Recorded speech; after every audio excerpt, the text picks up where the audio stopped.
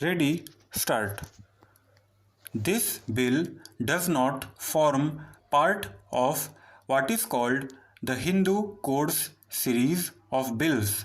Nevertheless, it is connected with the various changes that are sought to be brought about, so that it may be considered, broadly speaking, a part of that approach.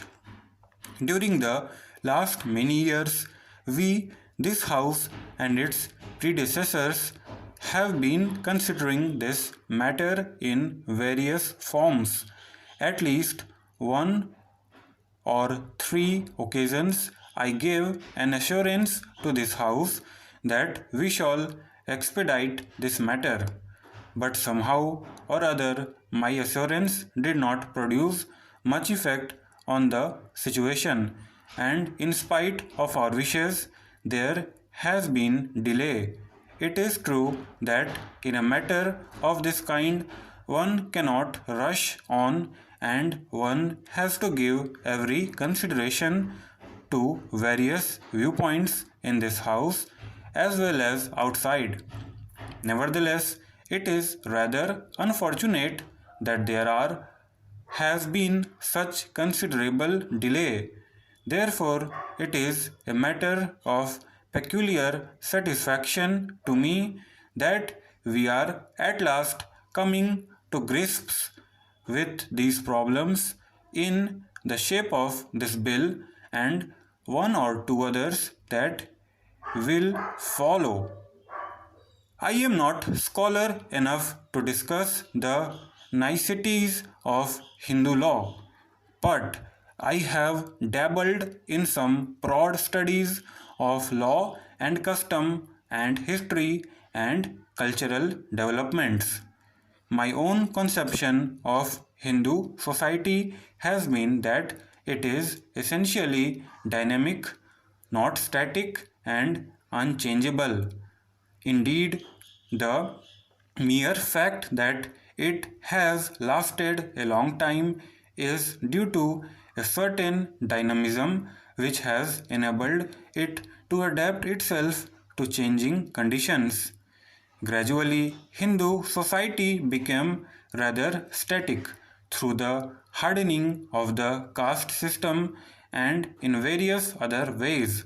This process was spread over hundreds of years, and the final seal was set upon it with the advent of British government in this country. Whenever we talked of Hindu law, we always talked of Hindu law and custom, which meant that custom was gradually changing Hindu law. That is, as conditions changed, customs developed, which affected the law in practice, whatever it might have been in the ancient texts. Of course, there are so many ancient texts that one can quote the scripture for any argument. Anyhow, the coming of the British, as I said, made the whole conception static because they codified our law and did so with the help of the most conservative sections of the community here. We have gone through political revolution in this country and become independent. We are going through a process of economic change. There is another aspect which is equally important, and that is social change. I do not think it is possible for you to think in terms of political change ignoring economic and social change. Most people know now admit that economic change is as necessary as political change. But some people seem to think that social change, using the word in a narrower context, is something entirely different from political and economic matters, and that social life can be kept a closed preserve. I submit that this is not the right outlook because life is an integrated whole. If the political context changes or the economic outlook varies, it follows that the special context also changes whether you wish it or not. Therefore, a true revolution in a country must take into account all the three aspects together. The person who considers himself a political revolutionary but a reactionary or a conservative in the economic sense or in the social sense is not an integrated person, he lives in compartments. Take the problem of untouchability. I cannot quote the sacred books, but many people hold that the sacred books enjoined it on them.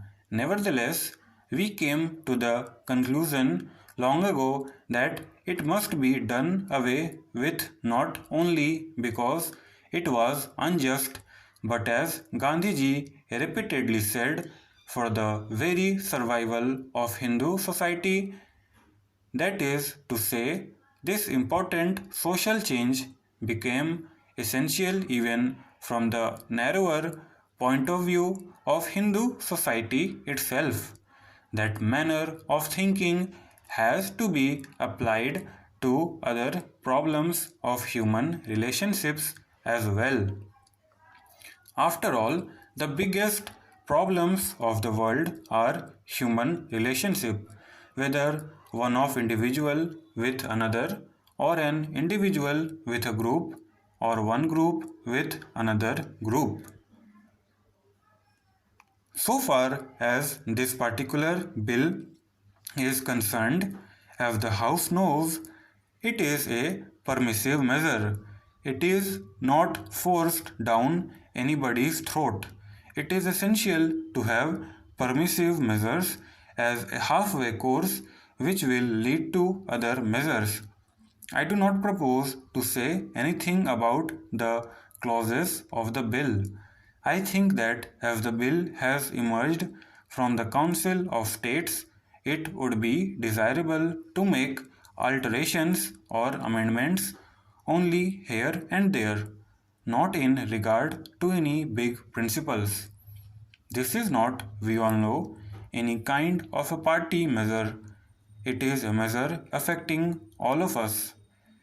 The bill concerns not merely Hindus, for it is a permissive measure which anybody can take advantage of. Stop.